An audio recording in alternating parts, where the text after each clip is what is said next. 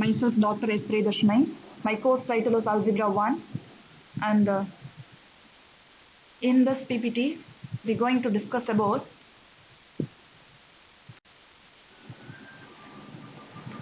Sylow's first theorem. So the statement of the Sylow's first theorem is, if P is a prime number and P power n divides order of G, then G has a subgroup of order P power n. Proof. So the number of ways of choosing a subset of k elements from a set of n elements can be easily calculated by this NCR formula, that is NCK, which is equal to n factorial divided by k factorial into n minus k factorial. Is n equal to p power n into m, where p is the prime number and if p power r divides m but p power r plus 1 does not divide m. Consider the same I have explained in the previous slide, NCR formula. Instead of n, here p power alpha m, and instead of r, here p power alpha. So p power alpha m c p power alpha, which is equal to n factorial. So p power alpha m factorial divided by p power alpha factorial into p power alpha m minus p power alpha factorial. So now we are going to expand this factorial notation. So in the numerator, p power alpha m factorial can be written as product of p power alpha m elements, that is p power alpha m into p power alpha m minus 1 etc. The central element p power alpha m minus I etc. p power alpha m minus p power alpha plus 1, that is the last element is 1, divided by again here p power alpha factorial. So which can be written as p power alpha into p power alpha minus 1 etc. p power alpha minus I etc. p power alpha minus p power alpha plus 1. So in the numerator you can see p power, the last element is p power alpha m minus p power n plus 1, and in the denominator here one factorial element is missing, that is p power alpha m minus p power alpha factorial. So this p power alpha m minus p power alpha factorial is cancelled, that is you can see in the numerator. So p power alpha m minus p power n plus 1 is shown.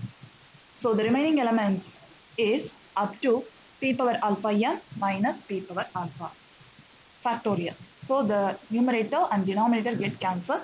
So and the last element of the numerator is not 1 but the denominator is 1, because just we have expanded the p power alpha factorial in the denominator, but in the numerator this p power alpha m is extended to two categories, that is p power alpha m minus p power alpha factorial and p power alpha m to p power alpha m minus p power n plus 1. Okay. Except for the term m in the numerator, the power of p dividing p power alpha m minus I is the same as that dividing p power alpha minus I. So all powers of p cancel out except the power which divides m. This implies p power r divides p power alpha m c p power alpha, and also p power r plus 1 does not divide p power alpha m c p power alpha. So this Sylow's theorem is some more special theorem.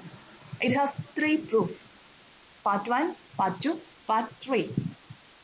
And now this is the first part, first proof of the Sylow's theorem.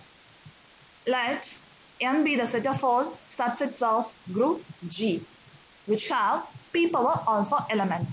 Thus, M has p power alpha m, C p power alpha elements. Now consider M1 and M2 belongs to M and also M1 related to M. If there exists an element G belongs to group G, then by definition of the relation, we can write M1 equal to M2G. Now I am going to prove that M1 related to M2 is an equivalence relation. So equivalence relation, it has to satisfy three conditions, particularly reflexive, symmetric and transitive. So the first condition is reflexive. So reflexive is, we have to prove that the set again related to itself, that is M1 related to M1 since E belongs to G. So based on the definition we have to relate M1 equals to M1G, but instead of G we have to write here E. E also belongs to the group G. Since G is a group, it consists of an identity element and that element is E.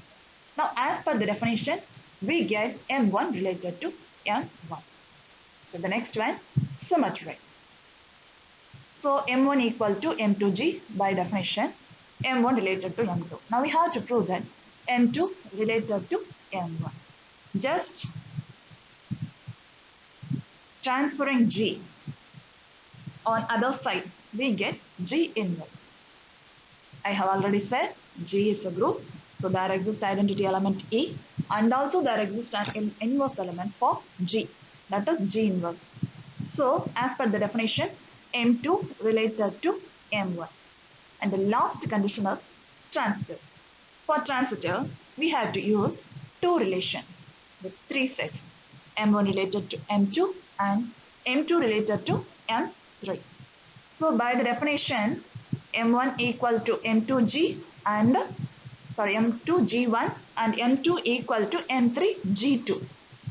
So by the first case M1 equal to M2G1, just replace M2 by M3G2. That we can clearly see in the last point. M1 equal to M3G2 into G1. So we have substituted M2 equal to M3G2. So this implies just changing the bracket G2 G1. So as per the property of closure, what is the property of closure? If you choose any two elements and the multiplication or the particular operation between two elements is to third element, which gives third element. So similarly G2 G1 can be written as G3, third element G3. So as per our definition, M1 equal to M3G, M1 equal to M3G3 indicates M1 related to M3. So now we have to prove that there is at least one equivalence class of elements in M, such that the number of elements in this class is not a multiple of p power r plus 1. For if p power r plus 1 is a divisor of the size of each equivalence class, then p power r plus 1 could be a divisor of the number of elements in M. Since we know that M has p power alpha m, C p power alpha elements and p power r plus 1 does not divide this p power alpha m, C p power alpha. Let's consider a set of unequivalence class, that is set of M1, M2, etc. Mn be such an equivalence class in M where p power r plus 1 does not divide n. By the definition of equivalence class in M, if an element G belongs to group G for each I equal to 1, 2, etc. n, then Mij equal to Mj for some J. 1 less than or equal to j less than or equal to n. Now consider H equal to an element G belongs to group G such that M1G equal to M1. This implies H is a subgroup of G for if A comma B belongs to H. Also M1A equal to M1 and M1B equal to M1. Once M1AB equal to M1AB, which is equal to M1 by the above definition, we have replacing M1A has M1 and M1B we get the result, and same by the above result M1B equal to M1 we replacing, which is equal to M1. Therefore what we get is the answer M1AB equal to simply M1. Since n into order of H is equal to order of G, Lagrange theorem. Now consider n into order of H is equal to order of G, which is equal to p power alpha n. That is the order of group G. Since p power r plus 1 does not divide n and p power n plus r divides p power alpha m, which is equal to n into order of H. This implies p power alpha is equal to order of H, and also order of H greater than or equal to p power alpha because by the above result. So now we have to keep in mind that order of H greater than or equal to p power alpha. So next we are going to prove that order of H less than or equal to p power alpha. Then by comparing the two results, we will say order of H is equal to p power alpha. So the next case we are going to prove, if M1 be an element belongs to M1, then for all H an element H belongs to H and M1H belongs to M1. This implies M1 has at least order of H different elements, and we get M1 was a subset of G containing p power alpha elements. This implies p power alpha greater than or equal to order of H. Now combining the above two results, that is p power alpha greater than or equal to order of H and p power alpha less than or equal to order of H, we get order of H is equal to p power alpha. So therefore a subgroup of G has exactly p power alpha elements, that is H. So this is the second part of the Syllo's theorem, that is second proof of Syllo's theorem. In this session we have to prove that the order of the group G, that for every prime P dividing the order of G, G has a p Sylow subgroup by induction hypothesis, that is method of induction. So what is a p Sylow subgroup? So a subgroup of a group G with order p power m, where p power m divides order of G but p power m plus 1 does not divide order of G. This is the statement of p Sylow subgroup that we have already discussed and we have proved too.